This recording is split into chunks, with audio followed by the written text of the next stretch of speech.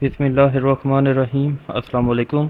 आज का जो हमारा पहला टॉपिक ऑफ डिस्कशन है वो है molecularity of physical world. 20th century की साइंस में हमने ये बात सीखी है कि तमाम लिविंग और नॉन लिविंग ऑर्गेनिज्म में जितने भी अवामिल वकूफ़ पज़ीर होते हैं वो मॉलिक्यूल्स की फॉर्मेशन या ब्रेक डाउन से होते हैं। मिसाल के तौर पर हमारे जिस्म में जो एनर्जी पाई जाती है वो मेटाबॉलिज्म की वजह से पाई जाती है। मेटाबॉलिज्म जो है वो कैनाबॉलिज्म और एनाबॉलिज्म के मरकब का नाम है। तो इसमें मॉलिक्यूल्स फॉर्म भी होते हैं और ब्रेक डाउन भी होते हैं। और केमिस्ट्री वो वाहिद साइंस है जो मॉलिक्यूल्स की फॉर्मेशन और ब्रेक डाउन के बारे में इंफॉर्मेशन देती है।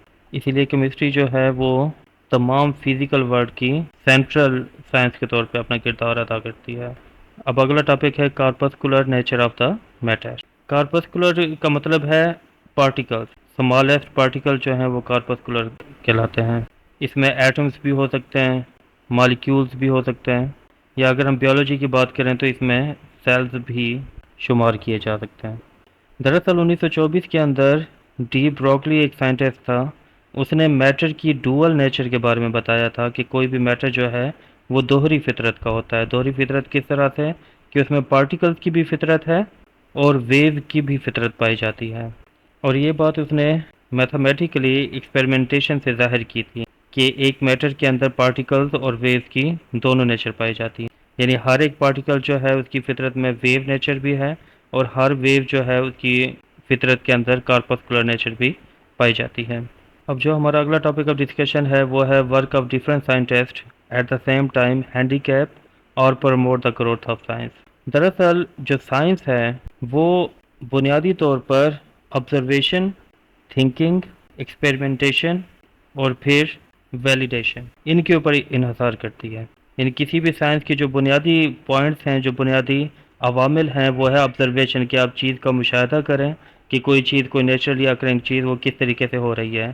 फिर थिंकिंग करें कि इस चीज़ को ऐसे होने में क्या किरदार होंगे, ये चीज़ किसी और तरीके से क्यों नहीं हो रही।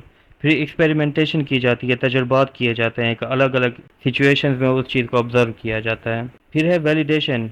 एक्सपेरिमेंटेशन से जो भी नताइज हासिल हों वो दुरुस्त हैं या गलत हैं, वो किन सिचुएशंस के अंदर दुरुस्त होंगे, वो किन सिचुएशंस में गलत होंगे, ये तमाम प्रोसेस जो है वो वैलिडेशन कहलाता है कि आप अपने नताइज को कंफर्म करें कि वो ठीक हैं या गलत हैं।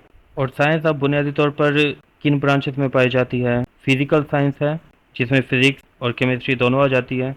फिर बायोलॉजिकल साइंस है जो ऑब्वियसली लिविंग ऑर्गेनिज्म के बारे में रिलेट करती है।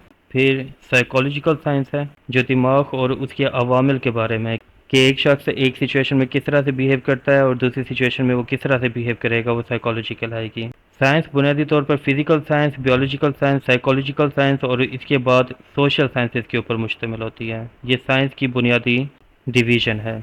तो अब ये तमाम साइंसेज किस चीज़ की वजाहत करते हैं? ये बुनियादी तौर पर दो चीज़ों की वजाहत करते हैं, जिसमें पहली चीज़ है ह्यूमन बॉडी और अगली चीज़ है इन्वायरमेंट। तो साइंटिस्ट ने मुख्तलिफ टाइम के अंदर अलग अलग इंटीग्रेटेड यानी एक दूसरे से जुड़ी हुई थॉट्स, कंसेप्ट या आइडियोलॉजीज बनाई हैं। किस चीज़ की? फिजिकल साइंस की, बायोलॉजिकल साइंस की, साइकोलॉजिकल साइंस की और सोशल साइंस की, ताकि वो ह्यूमन बॉडी और इन्वायरमेंट की वजाहत कर सकें। अब अगला कंसेप्ट है मोल और क्वांटिटी। फ़र्ज़ करें कि आपके पास एक कंप्यूटर है जो कि 10 मिलियन एटम्स को एक सेकंड के अंदर काउंट कर सकता है। तो एक मोल में कितने एटम पाए जाते हैं वो काउंट करने के लिए उस कंप्यूटर को 2 बिलियन ईयर्स दरकार होंगे।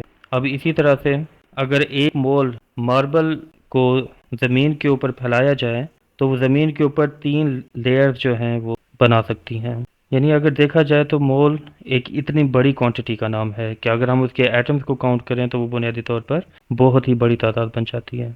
अब जो ये की पॉइंट्स हैं इन्हें आपको अलग से स्पेशली याद रखने की ज़रूरत नहीं होती। की पॉइंट्स होते क्या हैं, यहाँ से भी इस बात को डिस्कस किया जाएगा। की पॉइंट्स जो हैं वो चैप्टर में मौजूद तमाम इम्पोर्टेंट टॉपिक्स की वन लाइनर होते हैं, कि एक लाइन के अंदर वजाहत की जाए कि इस टॉपिक में क्या बात डिस्कस की गई है। इनको अलग से याद रखने की आपको ज़रूरत नहीं है। यह आप लोगों की कंसेप्ट रिवीजन है कि आपके कंसेप्ट जो है वो एक दफ़ा रिवाइज हो जाए।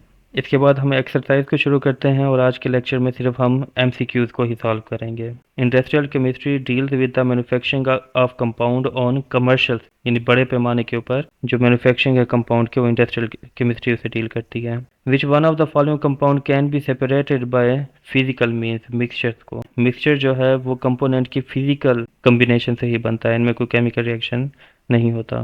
The most abundant element occurring in the ocean is oxygen, सबसे ज़्यादा मिकदार जो है ओशन में वो ऑक्सीजन की होती है। फोर्थ पॉइंट है which one of the following element is found in most abundance in the earth crust, ये फिर से ऑक्सीजन ही होगा क्योंकि एल्यूमिनियम सिलिकॉन तमाम ऑक्साइड्स की शक्ल में ही पाए जाते हैं। अगर आप हार्ड फॉर्म में देखें तो सिलिकॉन सबसे ज़्यादा मिकदार में पाया जाता है, लेकिन ये सिलिका की शक्ल में पाया जाता है, यानी SiO2। हर मॉलिक्यूल में एक सिलिकॉन है और 2 ऑक्सीजन है, इसलिए ऑक्सीजन ही यहाँ से ही जॉब होगा। अब पांचवा एमसीक्यू ये है the third abundant gas found in the earth atmosphere, यानी थर्ड, तीसरे नंबर के ऊपर आर्गन पाई जाती है। पहले नंबर के ऊपर नाइट्रोजन है, दूसरे नंबर पे ऑक्सीजन है और तीसरे नंबर पे आर्गन पाई जाती है।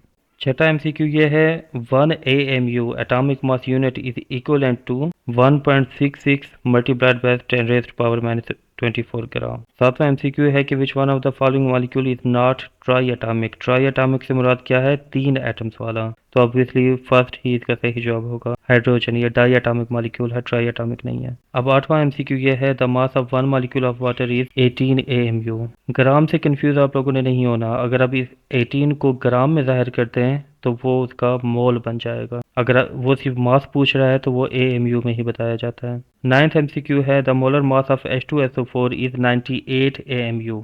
10वां एमसीक्यू है which one of the following is a molecular mass of O2 in AMU, atomic mass unit में ऑक्सीजन का मॉलिक्यूलर मास क्या होगा, ऑब्वियसली 32, क्योंकि एक ऑक्सीजन जो है वो 16 AMU के बराबर होती है, तो ये O2 है इसलिए 32 AMU के बराबर होगी। 11वां एमसीक्यू है how many number of moles are equivalent to 8 gram of carbon dioxide. अच्छा, इस पॉइंट को अपने जहन में रखना है कि अगर आप C के साथ O छोटा सा डालते हैं तो इससे मुराद होगा कोबाल्ट। अगर आपने कार्बन डाइऑक्साइड को जाहिर करना है तो आपको C और O कैपिटल डालना होगा, फिर O2, यानी ये गलत है। तो जो 11वां एमसीक्यू है उसका सही जवाब है B, 0.18 ग्राम्स के बराबर होगा। हम इसे सॉल्व कर लेते हैं। हमें क्या कुछ बताया गया है, नंबर ऑफ मोल्स हमसे पूछे जा रहे हैं, यानी मोल्स हमने फाइंड आउट करना है, और वजन हमें बताया गया है 8 ग्राम, यानी जो मास ऑफ कंपाउंड है वो है 8 ग्राम। और केमिकल स्पीशीज हमें क्या दी गई है, कार्बन डाइऑक्साइड CO2।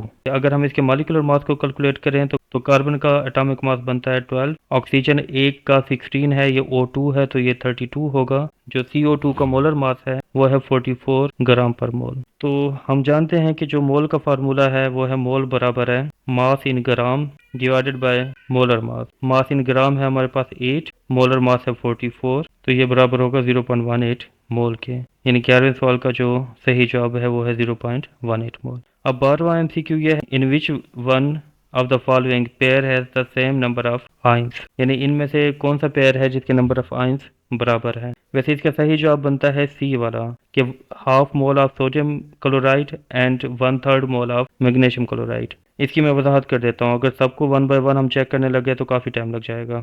तो 12वें एमसीक्यू को हम सॉल्व करते हैं कि किसके नंबर ऑफ मोल्स बराबर हैं। हम जानते हैं कि जब सोडियम क्लोराइड को डिसोसिएट किया जाता है तो इसमें एक आयन सोडियम का बनेगा और एक आयन क्लोराइड का बनेगा, यानी अगर हम हाफ मोल यानी 0.5 मोल लेते हैं सोडियम क्लोराइड का तो इसमें 0.5 मोल ही सोडियम आयन होंगे और 0.5 मोल ही क्लोराइड आयन होंगे। अगर दोनों को आपस में जमा किया जाए तो ये बराबर हो जाएगा 1 मोल के। इसी तरह से अगर हम मैग्नीशियम क्लोराइड की बात करें MgCl2 की, तो ये डिसोसिएट होगा मैग्नीशियम आयन में Mg2 पॉजिटिव और 2 क्लोराइड आयन में 2Cl नेगेटिव में, यानी मैग्नीशियम क्लोराइड का जो 1 मॉलिक्यूल है वो 3 आयन्स जो है वो जनरेट करता है, एक मैग्नीशियम का आयन और 2 आयन क्लोराइड के। तो हमें जो इसकी क्वांटिटी दी गई है वो है 1/3 मोल ऑफ मैग्नीशियम क्लोराइड, यानी ये बराबर होगा 0.33 मोल के। और ये अगर हम इसे आयन्स के साथ यानी मल्टीप्लाई करें, ये 3 आयन्स हैं तो ये बराबर हो जाएगा 0.99 या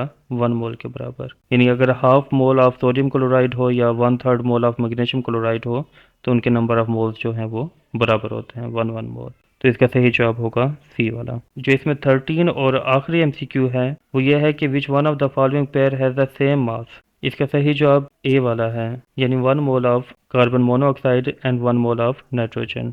ऑक्सीजन का एटॉमिक मास 16 होता है, कार्बन का एटॉमिक मास 12 है, दोनों को आपस में जमा किया जाए तो ये बनेगा 28 मोल के बराबर। और नाइट्रोजन जो है वो 1 का 14 है, तो ये N2 है, अगर 2 से मल्टीप्लाई करें तो ये 28 बराबर हो जाएगा 28 के, ये बराबर है। अगर हम इसमें देखें कार्बन मोनोऑक्साइड, कार्बन का 12 है, ऑक्सीजन का 16 है, इन दोनों को आपस में जमा करें तो ये 28 हो जाएगा। कार्बन डाइऑक्साइड का जो मोलर मास है वो 44 के बराबर होता है।